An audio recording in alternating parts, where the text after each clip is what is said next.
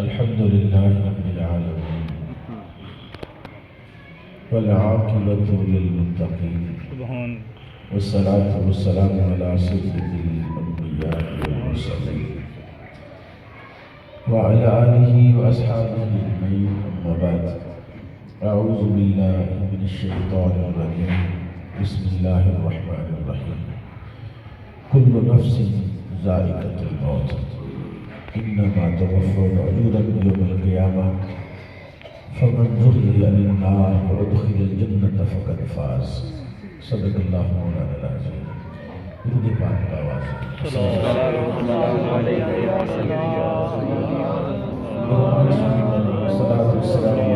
رسول اللہ وعلی آلہ وصحبہ اجمعین۔ ابھی محترم معمار قوم ماسٹر انور صاحب دامت رحمۃ اللہ علیہ ان کے اصال ثواب کی مجلس میں ہم یہاں حاضر ہیں۔ ان میں سے ہر شخص کی کیفیت مختلف ہے۔ ایک کیفیت ہے امتیاز صاحب کی اور ان کے بھائی کی، ایک کیفیت ہے ماسٹر صاحب کے بھائیوں کی، ایک کیفیت ہے عزیز رشتہ داروں کی۔ رات ایک وصل ہوتا ہے جو میرا اور آپ کا اس وقت ہے، میں آپ کو نظر آ رہا ہوں، آپ مجھے نظر آ رہے ہیں۔ اگر ہم آپس میں ایک دوسرے سے بات کرنا چاہیں تو کر سکتے ہیں، اللہ نے ہمیں موقع دیا ہے۔ ایک فراق ہوتا ہے کہ میں یہاں یا انور صاحب تشریف لے گئے، اب امتیاز صاحب اگر ان سے بات کرنا چاہتے ہیں تو نہیں کر سکتے۔ تو اسلام میں، دین میں، شریعت میں جو فراق ہے یہ ایک جگہ سے دوسری جگہ منتقل ہونے میں نہیں ہوتا ہے۔ ایک بھائی ادھر رہتا ہے، دوسرا کراچی چلا گیا، فراق ہو گیا۔ ایک اس ملک میں رہتا ہے، دوسرا دوسرے ملک میں رہتا ہے، تو فراق ہے۔ کہتے ہیں یہ کوئی فراق نہیں، اور یہ بھی فراق نہیں کہ ایک بندہ زندہ ہے اور دوسرا فوت ہو گیا۔ جو زندہ ہے وہ بھی موجود ہے، جو فوت ہو گیا وہ بھی موجود۔ تعلیم شریعت، تعلیم اسلام، تعلیم مصطفیٰ صلی اللہ علیہ وسلم یہی ہے کہ انتقال ہوا ہے، یہاں سے وہ وہاں منتقل ہو گئے ہیں، اور اپنی قبر کے اندر وہ اس طرح زندہ ہیں، حیات ہیں۔ جس طرح ہم یہاں ایک دوسرے کو سن رہے ہیں، اس طرح وہ ہمیں سن رہے ہیں۔ میرے کریم آقا نے ارشاد فرمایا کہ مردہ قبر میں، قبرستان میں چلنے والوں کی پاؤں کی آہٹ سن کے پہچان لیتا ہے کہ کون چل رہا ہے۔ سبحان اللہ، سبحان اللہ۔ اس کا مطلب ہے کہ انور صاحب وہاں سن رہے ہیں، ہم یہاں بول رہے ہیں۔ یہ بھی فراق نہیں ہے۔ اصل فراق یہ ہے کہ ایک دوزخ میں چلا جائے، دوسرا جنت میں چلا جائے، جو دائمی ہوگا، جو ہمیشہ کا ہوگا، اور وہ فراق ابھی ختم نہیں ہوگا۔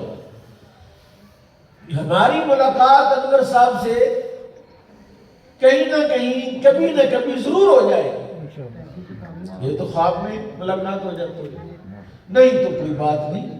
جس دن ہم فوت ہوں گے، رسول کریم صلی اللہ علیہ وسلم فرماتے ہیں جب کوئی بندہ فوت ہوتا ہے، قبرستان میں دفن ہوتا ہے، تو سارے قبر والے مردے آتے ہیں اس بندے کا استقبال کرتے ہیں۔ کیا بات ہے، سبحان اللہ، سبحان اللہ۔ اور اس کے پاس آ کے بیٹھ جاتے ہیں، اس سے باتیں کرتے ہیں، اس سے گفتگو کرتے ہیں، اور پوچھتے ہیں فلانے کا کیا حال ہے، فلاں کیسا تھا، فلاں کیا کرتا ہے۔ اور وہ کہتا ہے کہ ہاں نہیں فلاں تو فوت ہو گیا، کہا نہیں ادھر تو نہیں آیا، کبھی وہ تو مجھ سے پہلے فوت ہوا اور وہ تو چلا گیا ہے، مجھ سے پہلے ہے۔ ان کا اوہ افسوس، وہ پھر ہم میں نہیں، وہ دوزخ میں گیا۔ یہ ملاقات جنتیوں کی ہوتی ہے، دوزخیوں کی نہیں ہوتی۔ اس کی گرفتار رہتے ہیں، وہ پابند رہتے ہیں۔ ابھی میں دیکھ رہا تھا امتیاز صاحب کی اور ان کے بھائی سے باہر ملاقات ہوئی، آنکھیں برس رہی ہیں۔ یہ محبت ہے، یہی الفت ہے۔ اور یہ ان کے والد کی جو شفقتیں ہیں وہ ان کو یاد آ رہی ہیں۔ لوگ دو وجہ سے روتے ہیں۔ ایک رونے کی وجہ یہ ہوتی ہے کہ بھئی اب باپ کی وجہ سے جو فائدے تھے، مثلا سمجھانے کے لیے ایک بات کرتا ہوں کہ جو پینشن آتی تھی وہ نہیں رہی۔ ابا جی کو پتا تھا گھر کا خرچ اخراجات تو انہوں نے چلایا ہوا تھا، اب مجھے اٹھانا پڑے گا، اب میری ضرورتیں کون پوری کرے گا؟ ایک اس وجہ سے روتے ہیں۔ اور دوسرا رونے کا سبب یہ ہوتا ہے کہ بھئی وہ فوت ہو گئے ہیں، اب میری ان سے وہ والی موجیں تو ختم ہو گئی ہیں کہ امتیاز صاحب آئیں ناروال سے اپنے باپ کے چہرے کا دیدار کریں تو ایک حج کا ثواب مل جائے، ایک عمرے کا ثواب مل جائے۔ باپ کو یعنی کوئی ایسی بات کی میں نے حدیث پاک پڑھی، رسول کریم نے ارشاد فرمایا صلی اللہ علیہ وسلم، اگر کسی نے اپنے باپ کے چہرے پر مسکراہٹ پیدا کر دی، یعنی بیٹے کی کسی بات سے باپ ہنس پڑا، مسکرا پڑا، تو اللہ تعالیٰ بیٹے کو سرحد پر جہاد کے لیے رات کو زندہ رہنے کا ثواب، جاگتے رہنے کا ثواب عطا فرمائے۔ کسی طریقے سے بھی باپ کو خوش رکھنا، خندہ پیشانی سے اس سے پیچ آنا۔ اب وہ موجیں نہیں رہی کہ حج کر لیتے تھے، عمرہ کر لیتے تھے، جنت کی بہاریں لوٹ لیتے تھے۔ یہ جو باپ کی شفقتیں ہوتی ہیں، یہ میرے رب کا بہت بڑا انعام ہے، بہت بڑا انعام ہے۔ اسلام نے، شریعت نے، قرآن نے ہمیں یہ عطا فرمایا، باقی کسی مذہب میں نہیں، کسی دین میں نہیں ہے، کسی نظریے میں نہیں ہے کہ اگر باپ کو کھانا کھلائے، میرے آقا نے ارشاد فرمایا ایک لقمہ جس نے اپنے باپ کو کھلایا اللہ جنت میں ایک محل عطا فرمائے گا۔ سبحان اللہ، سبحان اللہ۔ باپ کی زیارت کے لیے جتنے قدم چلا، ہر قدم پر اللہ 100 نیکی عطا فرمائے گا، 100 درجہ بڑھائے گا، 100 گناہ معاف فرمائے گا۔ لیکن میں نے جو آیت پڑھی ہے، میں ادھر کو جاتا ہوں کہ یہ فراق نہیں ہے، یہ وصل ہی وصل ہے۔ ابھی جائیں جہاں وہاں جا کے سورہ یاسین پڑھیں، قرآن شریف پڑھیں، روز ملاقات کریں، روز قبر پر جائیں اور روح خوش ہوتی ہے۔ پہلے تعلق تھا جسم کا، اب تعلق ہوگا روح کا۔ شرط یہ ہے کہ ہماری روح زندہ ہو، ان کی روح تو زندہ ہی ہے، روح کو تو نہیں موت ہے، موت تو جسم کو ہے، روح تو موجود ہے۔ بلکہ لکھا ہے کتاب روح کے اندر، ابن قیم نے لکھا ہے کہ جمعرات والے دن روحیں دروازے پر آتی ہیں اور پکارتی ہیں کہ بھئی ہماری طرف سے کوئی صدقہ کرو، کوئی ہمارے لیے کچھ بھیجو۔ قرآن رسول پاک نے کیا فرمایا؟ المیت فی قبرہ کالغریق المتغوص ینتظر دعوة من اب او اخ او صدیق فاذا لاحقته كان احب الیہ من الدنیا وما فیہا، او کما قال النبی صلی اللہ علیہ وسلم۔ فرمایا میت قبر میں ایسے جیسے ڈوبتا ہوا بنتا ہے، کالمتغوص، وہ دعا آوازیں دیتا ہے یار میری مدد کرو، اور جب اس کی مدد کی جاتی ہے، اس کا بھائی، اس کا بیٹا، اس کا باپ، اس کا کوئی عزیز اس کو پڑھ کے بخشتا ہے تو وہ اس کے لیے دنیا و مافیہا سے بہتر ہوتا ہے۔ بندہ پلاٹ لے لینا ناروال میں، اس کو بڑی خوشی ہوتی ہے، روٹی کھلاتا جو بھی ہم تک دینے جاتے ہیں، یار ماشاءاللہ میں نے گاڑی لی ہے۔ تو فرمایا میرے کریم آقا نے کہ وہ بندہ یہ جو اس کو پہنچی ہے چیز، اس کے لیے دنیا جو کچھ دنیا میں ہے اس سے زیادہ اسے محبوب ہوتا ہے کہ مجھے قرآن شریف پڑھ کے کسی نے بخشا ہے، مجھے صدقہ بھیجا ہے، میرے لیے کھانا کھلایا ہے۔ اور یہ میں جو آپ کو بات کہنا چاہتا ہوں، کل نفس ذائقۃ الموت، ہر جان نے موت کا ذائقہ رکھنا ہے۔ اب آپ ناشتہ کر کے صبح اس کا ایک ذائقہ، جس کا پراٹھا جل گیا اس کا ٹیسٹ اور ہے، جس کا پراٹھا تھوڑا کچا رہے گا اس کا ذائقہ اور ہے، انڈے کا ذائقہ ہے، چائے کا ذائقہ ہے۔ تو قرآن کہہ رہا ہے کل نفس ذائقۃ الموت، ہر جان نے موت کا ذائقہ چکھنا ہے۔ موت کا ذائقہ کیا ہے؟ کیا ذائقہ ہے موت کا؟ قرآن کہہ رہا ہے، اور یہ ہو نہیں سکتا کہ قرآن کوئی چیز بیان کرے اور وہ بے معنی ہو۔ موت کا ذائقہ کیسا ہے؟ اور یہ موت کا ذائقہ صرف انور صاحب بتا سکتے ہیں، ہم تو نہیں بتا، ہمیں تو مرے نہیں۔ جس دن ہم مریں گے تو ہم بتانے کی صلاحیت نہیں رکھیں گے، ابھی فوت ہو گیا وہ کیسے بتائے گا؟ جو زندہ ہے، جو مرا نہیں، اس کی چکھا نہیں، جو مر گیا وہ بتا نہیں سکتا. اس کائنات میں ایک ہی ہستی ہے جو مرنے سے پہلے موت کا ذائقہ بتا سکتی ہے. کیا بات ہے، سبحان اللہ، سبحان اللہ، سبحان اللہ. جو مرے بغیر، اس کا پیالہ پیے بغیر، یہ کیفیت جسم پر گزرے بغیر جو موت کا ذائقہ بتا سکتی ہے کائنات میں، وہ ہستی میرے آقا امام الانبیاء کی ذات اقدس. کیا بات، کیا بات، سبحان اللہ، سبحان اللہ. کہ رسول کریم صلی اللہ علیہ وسلم نے بتایا کہ موت کا ذائقہ، موت کو تو قرآن نے بیان کی ہے. قرآن کہتا ہے جاءت سکرۃ الموت بالحق، موت آئی، موت کی سختی ہے. سکرۃ الموت، موت کی شدت آئی اور یہ حق ہے. بلکہ رسول کریم صلی اللہ تعالی علیہ وسلم تو اس موت کی سختی سے اللہ کی پناہ مانگتے تھے. اتنی شدید ہے یہ موت، اتنی سخت ہے یہ موت کہ اس موت کی شدت سے رسول اللہ نے پناہ مانگی ہے. بلکہ نبی کریم صلی اللہ تعالی وسلم کا جب آخری وقت تھا تو سیدہ عائشہ صدیقہ رضی اللہ تعالی عنہ ام المومنین فرماتی حضور کا سر انور میری گود میں تھا. حضور کا سر کہاں تھا؟ میری گود میں. تو میں نے دیکھا کہ رسول پاک کے پاس پانی کا پیالہ پڑا تھا، حضور اس میں ہاتھ ڈبوتے تھے اور اس تر ہاتھ کو اپنے ہونٹوں پر ایسے ملتے تھے، اپنی پیشانی پر ملتے تھے.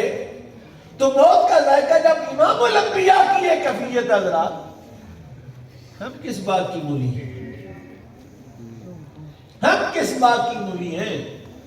وَالْتَفَّتِ السَّاقُ بِالسَّاقِ إِلَىٰ رَبِّكَ يَوْمَئِذٍ الْمَسَاقُ. اللہ، پنڈلی کے ساتھ جوڑے اور اس کو مروڑا دیں، کیا ہوگا؟ ہڈیاں ٹوٹیں گی. کسی مشین میں ڈال کے، نہیں تو گنے سے پوچھے کیا حالات ہے گنے کی. ایک شخص نے رسول حشت بہشت میں صوفیاء نے یہ بات لکھی ہے کہ ایک شخص نے رسول اللہ کو خواب میں دیکھا اور عرض کیا حضور آپ نے یہ ارشاد فرمایا ہے کہ مومن کی جب روح نکلتی ہے تو ایسے جیسے گندے ہوئے آٹے سے بال نکلتا ہے، جیسے مکھن سے بال نکلتا ہے. کیا آپ نے فرمایا؟ حضور نے فرمایا ہاں میں نے کہا ہے. کہا حضور قرآن میں تو اس مضمون کے خلاف موت کی سختی کو بیان کیا گیا کہ موت کی شدت. کہتے ہیں حضرت سیدنا ادریس علیہ السلام جن کا نام اسم گرامی اخنوخ تھا اور درس زیادہ دیتے تھے، نصیحت زیادہ کرتے تھے، تو اس وجہ سے ان کا نام قرآن نے ادریس کا، وَاذْكُرْ فِي الْكِتَابِ ادریس، قرآن نے ان کو ادریس کہا. اور ان کی خوبی یہ تھی کہ اس دور میں جتنے ایمان والے لوگ تھے، سارے ایمان والے جتنی نیکیاں کرتے تھے، اکیلے حضرت ادریس کی نیکیاں اتنی تھی، کیونکہ نیکیاں آسمان پر اٹھائی جاتی. حضور فرماتے جب بندہ مومن پیدا ہوتا ہے تو اس کے لیے اللہ آسمان میں 2 دروازے بناتا ہے. کتنے؟ 2 دروازے. ایک دروازے سے نیکیاں اوپر جاتی ہیں، دوسرے دروازے سے اللہ رزق نیچے بھیجتا ہے. اور یہ جو دروازے ہیں، ان دروازوں میں سے جو نیکی کے دروازے کو ہر وقت کھولتا رہتا ہے وہ کبھی تنگ دست نہیں ہوتا، وہ خوشحال رہتا ہے. اور یہ قرآن نے کہا ہے، میں نہیں کہہ رہا، میں یتق اللہ یجعل لہ مخرجا ویرزقہ من حیث لا یحتسب. اور حضرت ادریس کی نیکیاں سب کے برابر کیسے ہو سکتی ہیں؟ ایک بندے کی نیکیاں سب کے برابر کیسے ہو سکتی ہیں؟ میرے آقا نے ارشاد فرمایا الدال علی الخیر کفاعلہ، نیکی پر رہنمائی کرنے والا نیکی کرنے والے کی طرح. تو جناب ادریس نے لوگوں کو دین سکھایا، ان کو نماز سکھائی، ان کو ذکر سکھایا. جتنے لوگ بھی حضرت ادریس علیہ السلام کی تعلیم سے نیکیاں کرتے تھے، جتنا ثواب اللہ ان کو عطا فرماتا تھا اتنا اکیلے ادریس کو اللہ عطا فرماتا تھا. تو سوچئے ذرا، کیلکولیٹر پکڑیے اور میرے آقا کا حساب تو کیجئے کہ قرآن دیا رسول اللہ نے، نماز سکھائی رسول اللہ نے, روزہ سکھایا رسول اللہ نے, حج زکات عمرہ کائنات کی ساری نیکیاں رسول اللہ نے سکھائی ہیں. 2 ارب مسلمان ہیں, 2 ارب مسلمانوں میں جتنا بھی نیکیاں کر رہے ہیں, جتنا ثواب ان 2 ارب کو ہو رہا ہے اتنا ثواب اللہ رسول اللہ کو بھی عطا فرما رہا ہے. فرشتوں نے کہا یا اللہ کیسا بندہ ہے, کیسا بندوں کے برابر نیکیاں کرتا ہے. حضرت ملک الموت نے اجازت چاہی کہ یا اللہ میں اس کی زیارت کرنا چاہتا ہوں. اللہ نے اجازت دی. وہ آئے جناب ادریس کے پاس بیٹھے, انسانی شکل میں بیٹھ کے, صبح بیٹھے شام تک بیٹھے تھے. لوگ آ رہے ہیں جا رہے ہیں, آ رہے ہیں جا رہے ہیں. یہ صوفیاء کی مجلس کا طریق ہوتا ہے. ان کے پاس لوگ آتے ہیں, بیٹھتے ہیں, چلے جاتے ہیں. کوئی آ رہا ہے, کوئی صوفی کی مجلس قائم ہے, کامل بیٹھا ہوا ہے. ہر ایک کو اس کی ضرورت کے مطابق اور اس کی طلب کے مطابق عطا بھی کر رہا ہوتا ہے. اور یہ قیامت تک یہ فیض جاری ہو ساری رہے گا. کسی دور میں بھی کوئی صوفی کبھی بانج نہیں ہوتا. جس کو اللہ نے یہ شرف بخشا ہے اس کے دروازے سے کوئی خالی نہیں. کوئی پیٹ بھرنے آتا ہے تو اس کو پیٹ کا سامان دیا جاتا ہے. کوئی اعمال لینے آتا ہے اس کو اعمال دیے جاتے ہیں. بلکہ میرے آقا کا ارشاد ہے کہ حضور نے فرمایا جو صالحین اور عارفین کے دل ہیں یہ تقوی کی کان ہے. کان, عارف کا دل تقوی کی کان ہے. اور جب کوئی عارف کے سامنے بیٹھتا ہے, صوفی کامل کے سامنے بیٹھتا ہے, اس کے اعمال تبدیل ہو جاتے ہیں, اس کے حالات تبدیل ہو جاتے ہیں, کیونکہ وہ اس پر نگاہ کرتا ہے. اور نگاہ کرنے سے اس کا ظاہر بھی بدلتا ہے, اس کا باطن بھی بدلتا ہے. حضرت عیسیٰ علیہ السلام کے پاس آئے ملک الموت بیٹھے انسانی شکل میں. صبح سے شام تک نہ کچھ کھایا نہ کچھ پیا. افطاری کا وقت ہوا. حضرت عیسیٰ علیہ السلام کے لیے افطاری کا سامان لایا گیا. آپ نے کہا آ جاؤ. ان کا مجھے آ جاؤ. ساری رات بیٹھا تھا. پھر دوسرا دن, پھر تیسری رات, پھر تیسرا دن, پھر تیسری رات. 4 دن جب گزر گئے حضرت ادریس علیہ السلام کو خطرہ ہوا کہ یہ بندہ نہیں ہے, یہ کوئی اور ہی شے, نہ کھاتا ہے نہ پیتا ہے نہ حاجت کے لیے جاتا ہے. پوچھا من انت, کون تم؟ کہا انا ملک الموت. آپ کو پتہ ہے اگر آپ کو ملک الموت آ کے کہے کہ میں ملک الموت ہوں کیا کیفیت ہوتی؟ مجالس السنیہ والے نے ایک واقعہ لکھا ہے. ان کا ایک بادشاہ تھا, اس کا پروٹوکول تھا, بڑی دنیا تھی. آگے پیچھے اس کا گاڑیاں, آج کل دیکھا تھا چھوٹے سے لفظ تو غیر مناسب سا ہے, جو ملک کا حال کر دیا.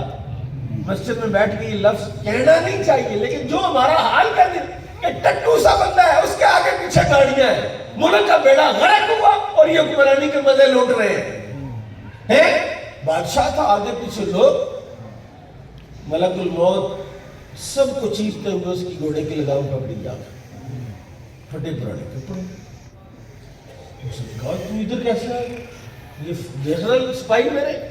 اس نے کہا بات سن, مجھے چھوٹا سا کام ہے تیرے ساتھ, میرا کام کر میں چلا جاتا ہوں. تو ان کو بلائے گا, شور ہوگا تو تیری بےزتی ہے. اس نے کہا بتا کیا کام. کہا ذرا نیچے ہو نا, کان نیچے کر, اونچی آواز سے بولوں گا تو یہ بندے تیری بےزتی ہے. اس نے کہا بتا. کہا سر نیچے کر, کان قریب کیا. آپ نے کہا انا ملک الموت. جب اتنی بات کی سارا پروٹوکول ختم, ساری آکڑ ختم. بڑے بڑے آکڑ خان جو کہتا میری مرضی سے چڑی پر نہیں مار سکتی.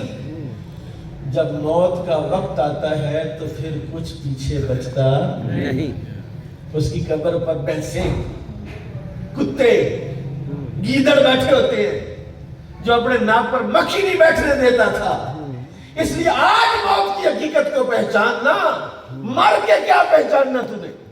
بادشاہ نے کہا بات سن, مجھے واپس محل تک جانے دے, میں ذرا حکومت کے معاملہ سے. کہا محل تک تو بڑی دور کی بات ہے, میں تجھے سیدھا نہیں ہونے دوں. ایسے روح قبض کی دھڑم سے نیچے گرا. انا ملک الموت. حضرت ادریس نے کہا اجئتا زائرن ام قابضن, میری روح قبض کرنے آئے ہیں زیارت کرنے. اس نے کہا نہیں حضور آپ کی زیارت کے لیے آیا ہوں. سبحان اللہ. انہوں نے کہا اچھا پھر زیارت کے لیے آیا ہے تو بتا 4 دن سے بندہ نہیں مرا کوئی. تو ادھر بیٹھا ہوا ہے رات بھی دن بھی. کہا نہیں حضور بڑے بندے مرے. کہا کیسے مارتا؟ کہا میرے لیے ساری کائنات ایسے ہے جیسے دسترخوان ہوتا ہے, میں یہاں بیٹھا بیٹھا جس کی چاہے روح قبض کر سکتا ہوں. سوچو جب ملک الموت کے لیے ساری کائنات دسترخوان ہے تو امام الانبیاء کے لیے کیا ہو؟ سبحان اللہ, کیا بات ہے, کیا بات ہے. جب رسول اللہ نے فرمایا ہے ساری کائنات میرے لیے ہتھیلی میں رکھے ہوئے رائی کے دانے کے برابر ہے, تو پھر تم رسول اللہ سے کہو یا رسول اللہ انظر حالنا. کیسے نہیں سنیں گے میرے آقا, کیسے نہیں سنیں گے؟ انہوں نے کہا اچھا اتنے بندے مارے ہیں تو میرا بھی ایک کام کر. اس نے کہا کیا کام؟ آ گیا میرا بھی ایک کام کر. کہ کیا کام ہے؟ کہا کام یہ ہے کہ موت کے ذائقے کی بات کی اللہ نے, تو موت کا ذائقہ تو بتا. اس نے کہا حضور کو بندہ لا کے آپ کی پاس روح قبض کروں کیسے؟ کہا وہ تو وہ چکھے گا, پہلے تو میری روح قبض کرنا میں چکھتا ہوں. اس نے کہا حضور مسئلہ یہ ہے کہ میں تو ایک چونٹی کی روح نہیں اپنی مرضی سے نکال سکتا, تو آپ تو اللہ کے پیارے ہیں. کہا پھر اللہ سے اجازت لے لے. دعا کی, اللہ نے اجازت دی. ان کا حضور لیٹے ذرا, لیٹ کے بڑی محبت سے بڑی آہستگی سے بڑے پیار سے ان کی روح قبض کی. وہ تو روح نکل گئی. اب ملک الموت رو رہا ہے. کہا میں سوچتا تھا لوگ کیوں روتے ہیں مرنے پر, آج سمجھ آئی ہے کہ 4 دن بابے کے پاس بیٹھا ہوں تو مجھے محبت ہو گئی ہے. اب روح نہیں رہی تو میرے آنسو نہیں رک رہے, اور لوگوں کو بھی محبت ہو جاتی ہے. کوئی ضروری نہیں کہ لوہے ہوتے ہیں. آنکھوں کا پانی جو ہے میرے آقا نے فرمایا یہ رحمت ہے, جس کے پاس رحمت ہوگی اسی کی آنکھوں سے پانی آئے گا. اب اللہ نے اجازت دی روح واپس داخل کر. روح واپس داخل کی تو حضرت ادریس اٹھ کے بیٹھ گئے. اس نے کہا حضور آپ چکھ چکے ہیں, ذرا مجھے بھی بتائیں. انہوں نے کہا میں بیان نہیں کر سکتا موت کا ذائقہ. کہا نہیں کچھ تو بتائیں. کہا صرف اتنی بات ہے کہ کسی جانور کو ذبح کیے بغیر اس کی کھال اتاری جائے. یہ تو اس کو پتا جس نے بھینس رکھی ہوئی ٹیکا لگاتا ہے ڈاکٹر تو کیا حالات ہوتی ہے. کہ جانور کو ذبح کیے بغیر اس کی کھال اتاری جائے, جو درد اس کو ہوتا ہے اس درد کو 100 مرتبہ جمع کر لو. یہ ہے موت کا ذائقہ, یہ ہے موت کا ذائقہ. اور میرے بھائیو دوستو امام الانبیاء فرما رہے ہیں یا اللہ میں موت کی سختی سے تیری پناہ چاہتا ہوں. تو موت کا ذائقہ کیا ہے؟ کڑوا ہے, پٹیالہ ہے, سخت ہے, شدید ہے. لیکن وہ جو اس نے کہا تھا حضور قرآن میں تو موت کی سختی بیان کی ہے, آپ تو کہتے ہیں مکھن سے بال نکلتا ہے, کتے اگاٹے سے دھاگا نکلتا ہے, کیسے روح قبض ہوگی؟ فرمایا جا سورہ یوسف کی تلاوت کر جا. خواب سے بیدار ہوا بیٹا, اس نے سورہ یوسف کو, جب سورہ یوسف کو اس مقام پر پہنچا فلما رأینہ اکبرنہ قطعن ایدیہن وقلنا حاشا للہ ما ھذا بشرا ان ھذا الا ملک کریم. اس آیت کو بڑا تو قرآن بند کر دیا. کہا میرے سوال کا جواب ہو گیا کہ جب اس نے یوسف کو دیکھا مصر کی عورتوں نے قطعن ایدیہن, انہوں نے اپنے ہاتھ کاٹ لیے. جب اس نے یوسف کی یہ شان ہے تو جب مومن جاتا ہے دنیا سے تو رب اپنا جلوہ دکھاتا ہے. سبحان اللہ. مومن دنیا سے جاتا ہے تو رسول اللہ کا جلوہ دکھایا جاتا ہے, جنت میں اس کا ٹھکانہ دکھایا جاتا ہے. لیکن کس کو؟ کس کو؟ یہ آنکھ اس لائق ہے. حضرات آپ کپڑے دھو ڈالتے ہیں, حضرات آپ چادریں دھوتے ہیں, ڈٹرجنٹ پاؤڈر لاتے ہیں, سرف ایکسل لاتے ہیں, اور کبھی دل بھی دھویا ہے, کبھی آنکھ بھی دھوئی ہے. اور آنکھ کیسے دھلے گی؟ 7 سمندروں کا پانی تیری آنکھ کو پاک نہیں کر سکتا. لیکن آنکھ سے نکلا ہو اس کے خوف سے ایک آنسو, ہائے ہائے کیا بات ہے, کیا بات, کیا بات, ایک آنسو تجھے دوزخ پر حرام کر سکتا ہے, جنت میں داخلے کی گارنٹی دے سکتا ہے. کیا بات. لیکن رونے والی آنکھ کہاں ملے گی؟ کوئی سونا من گونا ملے, اس کے سامنے بندہ بیٹھے اور پھر اس کا جلوہ دیکھے، اس کے دل سے جو انوار نکلتے ہیں وہ تمہارے دل پر برسے اور پھر آنکھیں چم برستی ہیں۔ میرے آقا امام الانبیاء صلی اللہ تعالیٰ علیہ وسلم نے ایمان والوں کے لیے یہ جس کے اندر گاڈ گفٹ ہے امت مصطفیٰ صلی اللہ علیہ وسلم کے لیے کہ مومن ہو، انتم الاعلون ان کنتم مومنین، تم ہی بلند ہو اگر تم مومن۔ کبھی گھاٹے میں کہتے ہیں کاروبار میں خسارہ ہو گیا، فلاں بندہ مجھے دھوکہ دے گیا، پیسے چوری ہو گئے، فلاں ہو گیا، اور یہ ساری چیزیں مومن کے لیے قیامت والے صحت مند لوگ، تندرست و توانا لوگ حسرت کریں گے کاش ہمیں بھی بخار چڑھتا، کاش ہمیں بھی تکلیف ہوتا۔ اور اس تکلیف سے جو اللہ گناہوں کو مٹاتا ہے، گناہوں کی معافی کا ذریعہ، اللہ فرماتا ہے، نبی کریم صلی اللہ علیہ وسلم نے 2 فرشتوں کا مکالمہ بیان فرمایا، چوتھے آسمان پر 2 فرشتوں کی ملاقات۔ اس نے پوچھا کدھر کا خیال ہے؟ اس نے کہا اللہ نے مجھے بھیجا ہے ایک کافر کی لیے کہ کافر جو ہے وہ دریا کے اندر کنڈی ڈال کے جال ڈال کے مچھلیاں پکڑ رہا ہے، لیکن دریا کے اس حصے میں مچھلی نہیں۔ اللہ نے بھیجا جاؤ جا کے مچھلی گھیر کے اس کے جال میں ڈالا۔ تو میں نے کہا مولا کافر ہے، تیرے نبی کو مانتا نہیں، تیرا منکر ہے، اور تو کہہ رہا ہے کہ اس کے لیے اپنے مقدس فرشتے کو بھیج رہا مچھلی دو اس کو۔ فرمایا ہاں میں کبھی بھی اس کو کچھ نہ دیتا، لیکن مسئلہ یہ ہے کہ میرا ضابطہ ہے، میرا اصول ہے، اور اللہ تعالیٰ کا ضابطے بدلتے نہیں ہے۔ فرمایا اس نے اپنی زندگی میں جتنی نیکیاں کی ہیں، ہر نیکی کا صلہ کسی نہ کسی عظمت، کسی نہ کسی فضیلت، کسی نہ کسی خواہش کی تکمیل، اس کے نیکی کا بدلہ دے دیا۔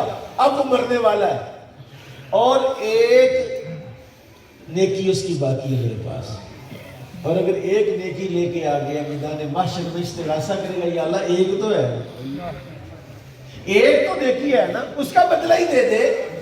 اس لیے اس کو مچھلی پکڑاؤ تاکہ وہ مچھلی پکڑ کے کھا لے، اور اس کی خواہش کی تکمیل ہوگی تو اس کی نیکی کا بدلہ ہو جائے گا۔ یہ وجہ ہے کہ ہمارے صوفیاء اپنی خواہشوں کو کاٹتے تھے، توڑتے تھے، پورا نہیں کرتے تھے، کہیں ہماری خواہشات کی تکمیل۔ کہتے بزرگوں نے حلوہ نہیں کھایا ساری زندگی راحت کو چھوڑ دیا کہ کہیں یہ راحت میری نیکیوں کا صلہ دنیا میں ہی نہ بٹ جائے۔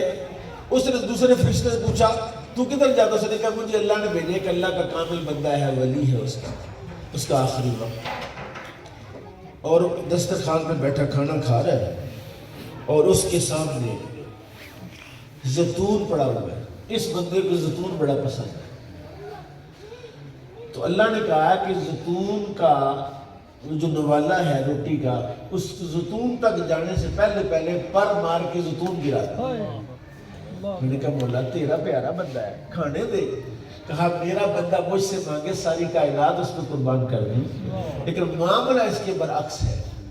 کیا معاملہ ہے؟ کہا معاملہ یہ ہے اس نے جتنے بھی گناہ کیے زندگی میں، ہر گناہ کا بدلہ اور کفارہ، کسی بیماری کو، کسی دکھ کو، کسی پریشانی کو، کسی حسرت کو بنا دیا اور گناہ دنیا میں ہی ختم ہو گیا۔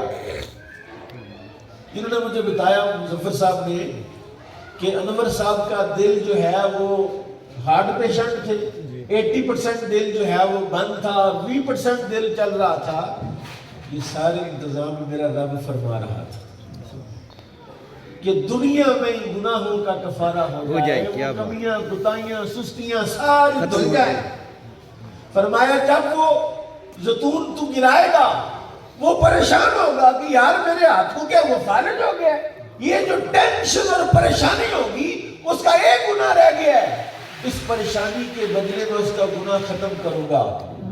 اس حال میں وہ میرے پاس آئے گا کہ اس کے پاس کوئی گناہ نہیں ہوگا۔ کیا بات کیا بات ہے کیا اور مومن کبھی گھاٹے میں ہوتا ہی نہیں. تو فاروق اعظم سے کہا نا علامہ صاحب، ایک بندے نے کہا فاروق اعظم سے حضور فلانا بندہ نہیں آتا وہ اللہ اللہ کرتا آپ کے سامنے، وہ آپ کو اللہ کے نام پر دھوکہ دیتا ہے، آپ اس کو بڑا صوفی سمجھتے ہیں، وہ تو آپ کو دا لگا کے جاتا ہے. آپ نے فرمایا کہ اللہ کے نام پر دھوکہ دے تو صحیح. بندے کہتے ہیں یار ہٹا کٹا ہے منگدا پہ انہیں دینا جائز ہے کہ مفتی صاحب سے پوچھیں گے. وہ دینا جائز یا ناجائز بات کی بات ہے، دیکھو اس کی زبان پر نام کس کا ہے. کہتا اللہ کے نام پہ دے دے تو شرم آتی ہے. حضرت عبدالوہاب شرانی نے ایک مسئلہ لکھا ہے، یہ مسئلہ بڑا حساس ہے، اگر سمجھ آ جائے تو میرا خیال ہے بات بڑھ جائے گی. تنبیہ المغترین کے اندر انہوں نے لکھا، حضرت ایوب علیہ السلام گزرے دو بندوں کے پاس، دونوں بندے لڑائی کر رہے ہیں. کہتا اللہ کی قسم میں صحیح کہہ رہا ہوں، دوسرا کہتا اللہ کی قسم میں صحیح کہہ رہا ہوں. ظاہر ہے دونوں میں سے ایک بندہ ہی سچا ہے، دوسرا جھوٹا ہے، دونوں اللہ کی قسم کھا رہے ہیں. حضرت ایوب نے دوڑ لگا دی علیہ السلام، دوڑ گئے، گھر میں جتنا مال تھا نا، جتنے پیسے تھے، سب لا کے اللہ کی راہ میں صدقہ کیا اور معافی مانگی. یا اللہ وہ تجھے جانتے نہیں، میں تو جانتا ہوں. ان کی جھوٹے قسمیں جو ہیں تو ان کو معاف کر دے، تو ان کو کیا کر دے؟ معاف کر دے. معاف. وہ تجھے نہیں جانتے. وہ اللہ کے نام پر دھوکہ دینے والا دے نہ دھوکہ، اللہ کے نام پر مانگتا ہے، پھر اس کی گیٹ اپ کو دیکھنا، اس کی صحت کو دیکھنا، اس کے ماضی کو دیکھنا. میرے پاس ایک ناروال میں ساتھی آیا، اس کی بیٹی کی شادی تھی، تو اس نے کہا کہ شادی کے آج کل فضول معاملات جو لوگوں نے شروع کر دیا، شریعت کا اس سے کوئی تعلق نہیں. اس نے کہا جی کوئی آپ کہیں گے تو لوگ دعوت کریں. میں ایک بندے کے پاس گزر کے یار اس نے کہا تسی جانتے نہیں ہیں بندے، وہ بڑی بادشاہ سے جوانی نے بچے دیا کرتوتاں. میں نے کہا اچھا صاحب یہ کرتوتاں نے صاحب نہ کیتا بچنا میں تو بھی کوئی.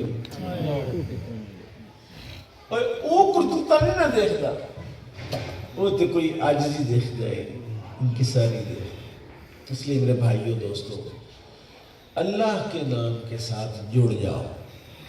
کس کے نام کے ساتھ؟ اللہ. بولے ذرا اللہ. ایسا نہیں چس نہیں ہے، اللہ کے نام. اپنے اللہ کا نام ہے، اللہ کے نام. اللہ نہیں. ایسا نہیں سمجھنا میں مسجد میں بیٹھا ہوں، ممبر ہے رسول اللہ کا، علماء بیٹھے ہوئے ہیں، بولے حضور نے فرمایا اس طرح اللہ کو یاد کرو کہ لوگ کہیں گے دیوانہ اللہ. کبھی اللہ کے نام پہ پنگڑا نہیں ڈالا کہ میں اللہ اللہ کر رہا ہوں. لوگ شدائی ہو گئے، اب پاگل ہو گیا. چنگا بڑا سیانا پیانا بندہ ہے، اللہ اللہ کر رہا ہے، تڑپ رہا ہے، پھڑک رہا ہے. اوے شاید کوئی ایک جملہ ہی ہمارا اللہ کو پسند آ جائے. کیا بات. حالانکہ وہ تو کدھر ہے؟ نحن اقرب الیہ کل نفس ذائقۃ الموت، ہر جان نے موت کا ذائقہ. انما توفون اجورکم یوم القیامہ، اللہ تمہارے بدلے پورے پورے عطا فرمائے گا، کوئی کمی نہیں فرمائے گا. فمن زحزح عن النار وادخل الجنۃ فقد فاز. قرآن کہہ رہا ہے فمن زحزح عن النار، جو قیامت سے بچ گیا، دوزخ سے بچ گیا، آگ سے بچ گیا، وادخل الجنۃ اور جنت میں داخل ہو گیا، فقد فاز، وہ کامیاب ہو گیا. اللہ تعالی ہم سب کو یہ کامیابی نصیب فرمائے. آمین.